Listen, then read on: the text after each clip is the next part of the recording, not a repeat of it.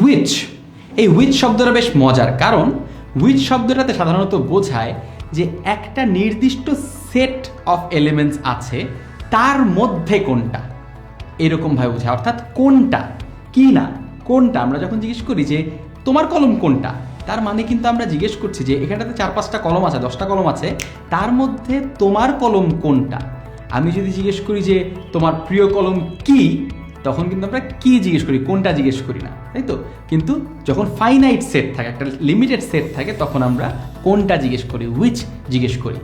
Simple একটা structure আছে, শিখে ফেলতে পারবো আমরা। আমরা যদি জিজ্ঞেস করি যে এর মধ্যে তোমার ব্যাগ কোনটা, which bag is years, which bag is years.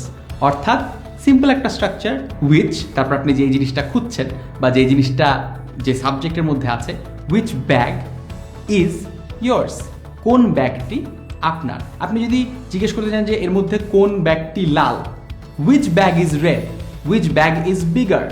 অর্থাৎ আপনি যে কোনো শব্দ যদি এটা লাস্টে অবজেক্টে লাগান, কোনো প্রবলেম নেই, কিন্তু ওই হুইচের সঙ্গে আপনার সাবজেক্টটা জাস্ট জুড়ে দিতে হবে। খুবই সিম্পল একটা structure. Which colour do you like, এখানটাতে কিছু কালার রয়েছে লিমিটেড আকারে, আপনাকে বলতে হবে এর মধ্যে কোন কালারটি আপনি পছন্দ করেন। এগেইন এই স্ট্রাকচারগুলো আপনি যদি মুখস্থ করবার চেষ্টা করেন, তাহলে আপনার তালগোল পাকিয়ে যাবে। আপনাকে যেটা করতে হবে যে বারে বারে হুইচ দিয়ে বাক্য গঠন করবার চেষ্টা করতে হবে, বাক্য গঠন করে করে প্র্যাকটিস করতে হবে। আমরা আরেকটা শব্দ চট করে শিখে ফেলি, হুজ, কার।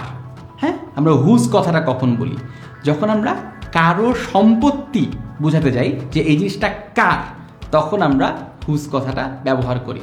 এইটার স্ট্রাকচারটাও অনেক কাছাকাছি, তাই একই ভিডিওতে আমি শেখানোর চেষ্টা করছি। হুজ পেন ইজ দিস, এটা কার কলম। হুজ কমেন্ট ওয়াজ দ্যাট, ওই কমেন্টটা কার ছিল।